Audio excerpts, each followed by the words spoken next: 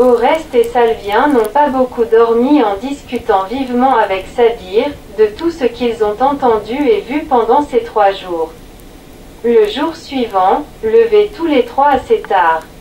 Ils visitent ensemble les bains et nagent longtemps dans la piscine en pierre au sous-sol du palais principal. Ils sont presque seuls dans cette vaste piscine dallée de pierre car les uns préfèrent se baigner dans les rivières et les lacs. Une petite promenade en ville et il est temps d'aller dîner au palais. La majorité des invités attend déjà près de l'entrée de la salle du banquet. On entend des phrases en différentes langues qui se mélangent dans le brouhaha. Bientôt la porte s'ouvre et on commence à pénétrer dans la salle. À l'entrée, chaque invité reçoit des échansons, une coupe de vin qu'il boit à la santé et à la prospérité de la reine. Puis les convives gagnent les tables qui leur sont attribuées. La table de Kerekao et son divan, couverts de tapis multicolores et de tissus fins, sont placés sur une estrade. Quelques échelles mènent à cette loge royale. Le prince Elak est assis à côté de sa mère. Des 2 côtés sont rangées de petites tables rondes pour 3 ou 4 personnes. Les Romains, avec Onégèse et sa femme, sont contents que leur table soit dans la rangée de droite, ce qui est plus honorifique à leur avis. Sabir gagne aussi sa place dans la rangée de gauche, sur un signe de Kerekao. Une femme en robe blanche, assistée par une jeune fille qui tient un plateau avec le vin et la nourriture, s'approche de la cheminée au bout de la salle et nourrit l'esprit du feu avec une courte prière. Salvien se souvient du dîner récent dans la villa de Tatul à Pétavium et du rite romain similaire exécuté par Oreste. Chaque table est servie par un échanson et une femme ou une jeune fille. La vaisselle est en bois, travaillée très soigneusement, les cuillères sont en argent et les coupes en or. La majorité des invités utilisent leurs couteaux qui sont les attributs indispensables du costume 1, même pour les femmes et les jeunes filles, comme les ceintures en argent et en or. Les femmes portent des ceintures plus étroites, tandis que, pour les hommes, leurs ceintures servent de signe de distinction. Seulement les clans, les princes et les chefs des grandes tribus ont le droit de porter des ceintures composées de plaques rectangulaires d'or avec des reliefs exécutés dans le style art des steppes. La majorité des hommes portent des ceintures en argent.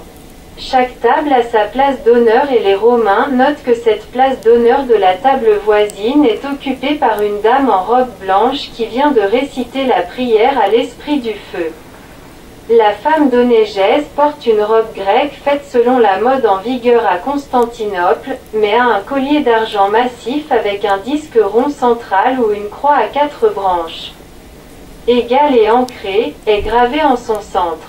Le banquet commence. Kerekao lève une petite coupe en or et propose un toast pour la santé de l'hôte le plus notable qui répond en proposant à son tour un toast pour la reine. Il me semble que j'assiste au banquet de la reine Cléopâtre, dit Oreste l'air rêveur.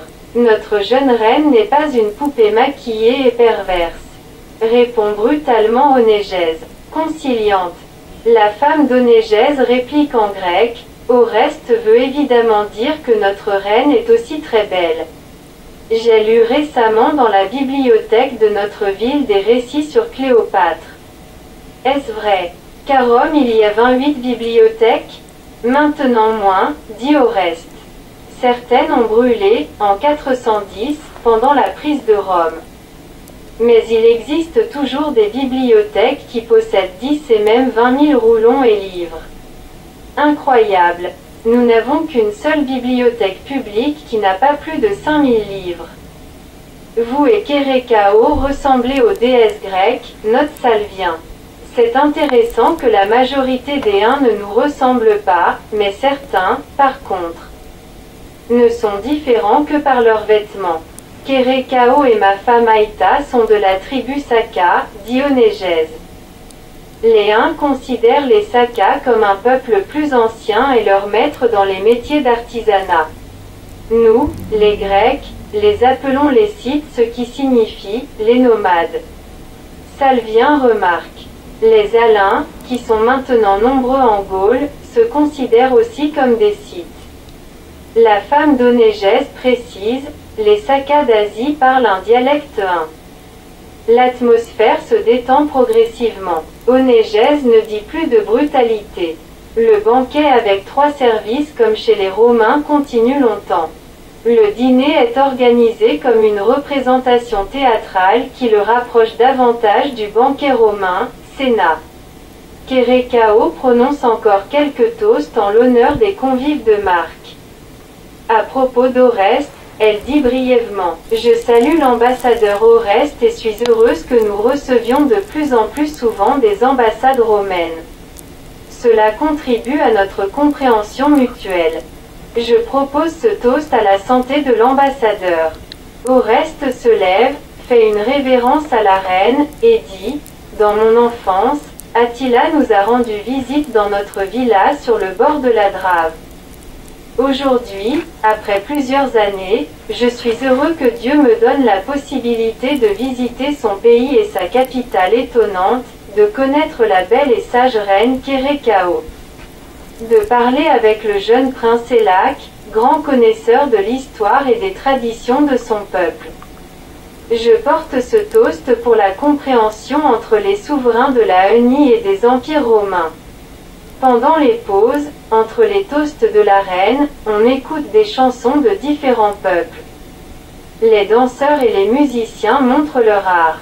Puis 2 nains font rire l'assistance par leurs vêtements grotesques, leurs gestes ridicules et leurs paroles en mélange amusant de langues une. Goth et latine. Les Romains sortent du palais après minuit. Comme Onégèse habite non loin de leur résidence, il invite les Romains chez lui au commissariat, le goûter romain après, Sénat, avec fruits et vin fin. Je commence à me sentir ici à mon aise, dit Oreste. Il y a certes des choses inhabituelles, qui n'existent pas chez nous, par exemple, ces maisons octogonales en bois. Mais beaucoup de choses sont similaires. Même l'histoire. Salvien demande, à propos, pourquoi les maisons sont-elles ici octogonales? Onégèse réfléchit, c'est une tradition. Afin d'augmenter la surface des bâtiments. À vrai dire, je ne me suis jamais posé cette question. Les Huns aiment les choses rondes, les tables, les boucliers des guerriers, même cette ville. Salvien pose une question importante pour lui. Est-ce vrai que les Huns n'aiment et ne savent pas mentir? Je pensais à cette question, dit Onégèse. C'était toujours important pour eux de savoir ce qui se passe même à l'autre bout des steppes. C'est pourquoi, une nouvelle qui transite à grande distance par plusieurs personnes reste toujours assez exacte. La grammaire une m'étonne par son esprit logique car ses règles sont très bien respectées, ce qui n'est pas le cas dans nos langues avec les innombrables exceptions aux règles. Ce qui me choque dans la langue latine, c'est de classer les objets qui ne sont pas vivants en objets hommes et objets femmes. Sourit Aïta. On peut penser que les ancêtres des Romains croyaient que les objets pouvaient se marier et avoir des enfants. Hypothèse intéressante. Rit Onégèse. Je ne parle pas beaucoup latin car je confonds souvent les genres, explique Aïta aux Romains. Pensif, Salvien demande. Vous expliquez donc l'honnêteté des Huns et l'esprit logique de leur grammaire par le fait qu'ils composent un peuple de cavaliers qui occupe un très grand territoire. Onégèse répond affirmativement. Je crois que c'est une des raisons principales qui explique aussi l'extrême rareté de la pratique de l'esclavage dans les steppes car un esclave peut toujours fuir son maître. En effet, les Huns n'ont pas de vrais esclaves. Le terme « kul », qui est traduit parfois comme « esclave », désigne, en fait, un vassal. Dans la majorité des cas, la situation des kuls est proche de celle des colons romains mais pas des esclaves au sens romain. Cela explique aussi l'égalité des femmes et des hommes, ajoute Aïta. Oreste demande, pensez-vous que les Huns et les chrétiens croient au même Dieu? Onégèse regarde sa femme et dit, Les uns pensent qu'un Dieu unique et tout-puissant a donné à la main plusieurs doigts, de même il a donné aux hommes plusieurs voies vers lui. Aïta précise. Nos chamans et les prêtres de toutes les religions ont des capacités, différentes selon les cas mais toujours réelles, de communiquer avec Dieu. C'est pourquoi, nous estimons toutes les religions. Et nous intéressons aux doctrines des autres. Nous appelons Dieu, Tangra, et nos poètes désignent parfois par ce mot le ciel. Mais personne ne peut l'imaginer. Les tentatives de représenter Dieu, le dessiner ou le sculpter, contredisent sa grandeur céleste. Tout le monde se tait, chacun réfléchit à sa manière à ces questions éternelles.